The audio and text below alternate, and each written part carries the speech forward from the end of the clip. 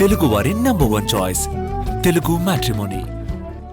10 ఏళ్ల పాలనలో కేసీఆర్ కుటుంబం దోచుకోవడంపైనే ఫోకస్ పెట్టిందన్నారు సీఎం రేవంత్ రెడ్డి. నిరుద్యోగ సమస్యను పక్కన పెట్టి కుటుంబంలో పదవులు భర్తీ చేసుకున్నారని అన్నారు సీఎం. గ్రూప్ 2 విజేతలకు కీలక నియామక పత్రాలందించారు సీఎం. హైదరాబాద్ శిల్పకళా వేదికలో గ్రూప్ 2 ఉద్యోగాలకు ఎంపికైన 783 మంది అభ్యర్థులకు CM Revanth Reddy, deputy CM Bhatti Vikramarka చేతుల మీదుగా నియామక పత్రాలు అందజేశారు. ఫలితాల్లో మొత్తం 783 పోస్టులకు గాను 782 పోస్టులకు ఎంపిక జాబితాను విడుదల చేశారు. మిగిలిన ఒక పోస్టు మాత్రం భర్తీ కాలేదని విధేయులలో పెట్టినట్లు కమిషన్ వెల్లడించింది.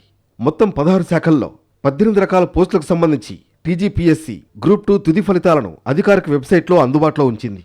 ఈ నియామకాల్లో సాధారణ పరిపాలన, రెవెన్యూ, ఎక్సైజ్, పంచాయతీరాజ్, వాణిజ్య పన్నుల శాఖలకు చెందిన వారే అధికంగా ఉన్నారు.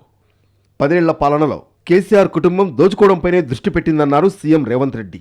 నిరుద్యోగ సమస్యను పరిష్కరించకుండా కుటుంబంలోని పదవుల్ని మాత్రం భర్తీ చేసుకున్నారని ఆరోపించారు.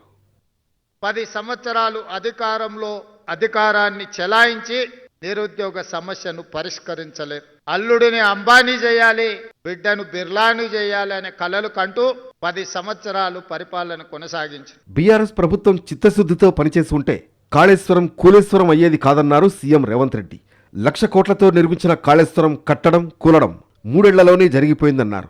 ఈనాడు 1,00,000 కోట్లు గోదావరిలో పోసి నిర్మించిన కాళేశ్వరం కట్టడం, కూలడం 3 సంవత్సరాల్లోనే జరిగిపోయింది. అనేక అడ్డంకులు కల్పించినప్పటికీ గ్రూప్స్ పరీక్షలను విజయవంతంగా నిర్వహించామన్నారు డిప్యూటీ సీఎం భట్టి విక్రమార్క.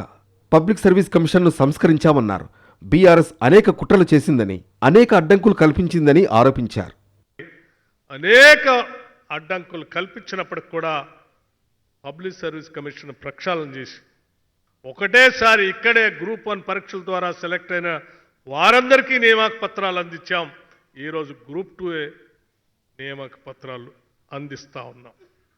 ఇది కేవలం 3 కోట్లు తీసుకుని గ్రూప్ 1 ఉద్యోగం కొన్నారని గత పాలకులు ఆరోపణలు చేశారన్న సీఎం, పేదింటి బిడ్డలు 3 కోట్లిచ్చి ఉద్యోగం కొనగలరా అని ప్రశ్నించారు. కష్టపడి చదివిన వారిని అవమానించేలా మాట్లాడారని ఆవేదన వ్యక్తం చేశారు.